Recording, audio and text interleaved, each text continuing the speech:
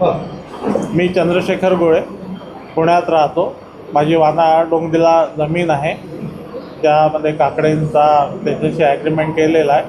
त्याच्यापुढे आता त्यांच्याशी मी कुठलाही व्यवहार करणार नाही आणि तो ॲग्रीमेंट ऑलरेडी कॅन्सल झालेला आहे. त्यामुळं आता त्यांच्याशी कुठलाही व्यवहार होणार नाही आहे आणि ते जमिनीचं डेव्हलपमेंट मीच करणार आहे. आणि दुसरी गोष्ट मला हे सांगायची आहे की याच्यात मुन्ना यादवचं नाव बरंच घेतलं जातं आहे. मग मुन्ना यादवचा याच्यात काहीही संबंध नाही. तुम्ही म्हणताय संबंध नाही आहे, मग त्याच्या लेटर पेडवर ज्या प्रेसवर ते मला माहिती नाही. मी तुम्हाला सांगितलं ना की मी पुण्यात राहतो, पुण्यात असतो, माझं सगळं कारभार आहे बघताय. त्याच्यामुळे मला त्याच्याशी काही मुन्ना यादवच्या भूमीतून कब्जा करण्याचा प्रयत्न करत आहे.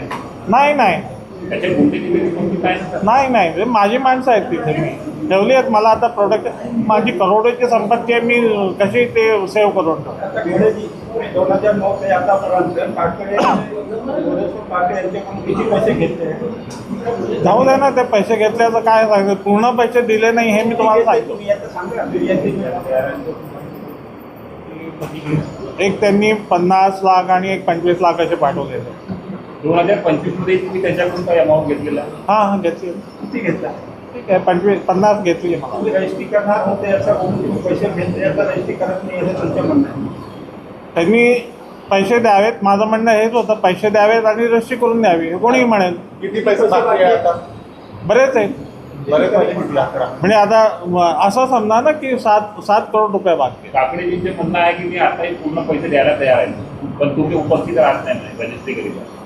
आता त्यांच्याशी मला कुठलं, कारण 18-20 साल झाले, 18-20 वर्ष होऊन गेले. त्यावेळेस प्रत्येक वेळेस मला त्या माणसाने फूल देऊन मी करतो आणि करतच नाही. काय त्यांना कब्जात दिली जमीन? नाही कब्जात नाही. 25-26 मध्ये तुम्ही या प्रकारात कब्जात कशी देईन? 5-10 लाख रुपयात काय कब्जा होतं का कोणाचा?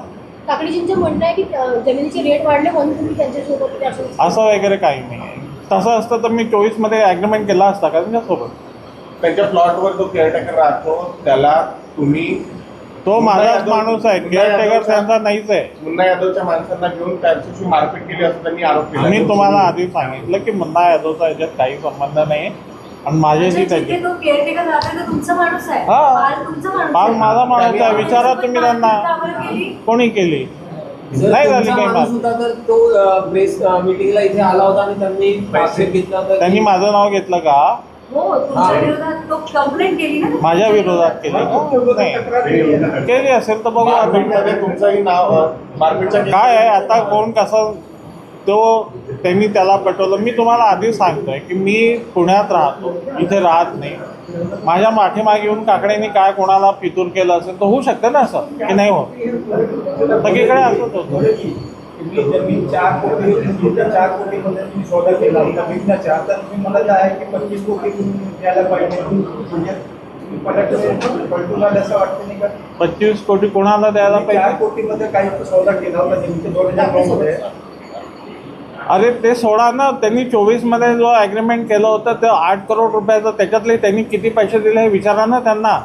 म्हणजे एकंदरीत असं झालं का की तेव्हा जो सौदा झाला होता तुमच्या 4 करोडचा, आता वेळ एवढी लांबून आली तर तुम्हाला लालच की बात नहीं है, ये प्रॉपर्टी की ही बात है. लालच कहाँ से आएगा भैया यहाँ पे? उस समय यदि वो 4 करोड़ दे देते तो मैं कहाँ उनको फिर 8 करोड़ में और 10 करोड़ में सौदा करता. भाव बढ़ गए. नाही, ॲग्रीमेंटची वेळ निघून गेली. त्यांनी इतक्या दिवसापासून मला जुळवलं. मी किती दिवस त्यांची वाट बघतो, किती दिवस. थँक्यू.